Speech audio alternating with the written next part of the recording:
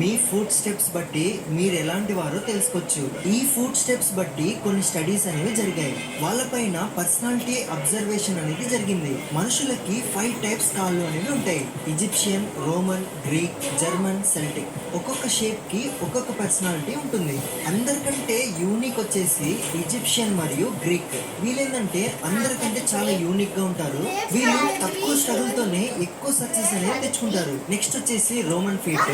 వీళ్ళు బ్యాలెన్స్ గా, ప్రాక్టికల్ గా, చాలా ఇంటెలిజెంట్ గా ఉంటారు. వీళ్ళతో మనం అసలు తెలివి అనేది వాడకూడదు. Next Celtic feet.